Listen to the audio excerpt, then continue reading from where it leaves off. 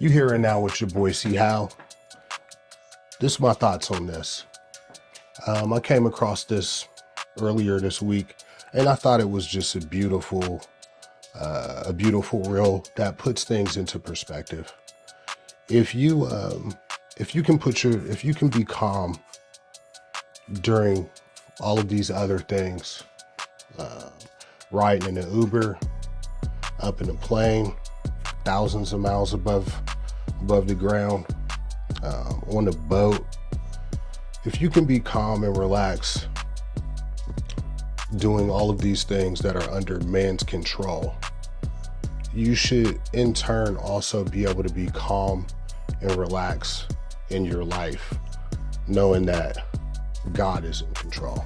If you're living the right way, and that's another conversation. But you should be able to have that same level of calmness and relaxing with your life, if you know that God is in control and that God is going to take care of you.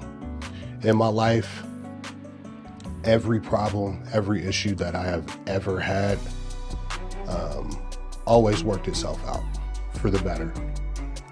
And even when I felt like it didn't end up the way I wanted it, it still turned out good, because I've gotten some very good things out of bad situations. Pretty much every time.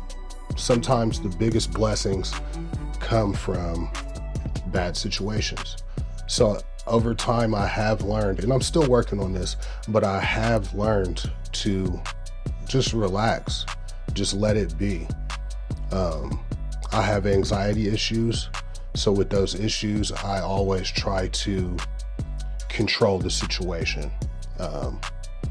And there comes a point where you realize you're not in control and that God is in control. And this ride is going to go any way it goes, and you have no way of turning and making those adjustments. It's in God's hands.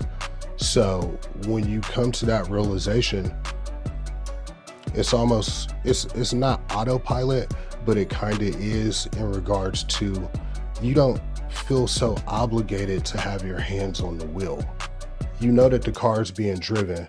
You know that you're going to where you need to be going. So you can just kind of sit back and relax. Now that doesn't mean to, oh, well, I'm just not going to do anything, guys. It's all in God's hands.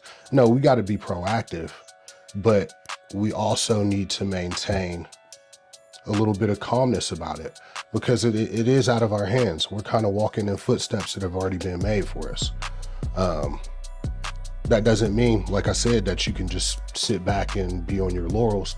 You still got to get out there and get it and do what you need to do, because that is part of the plan.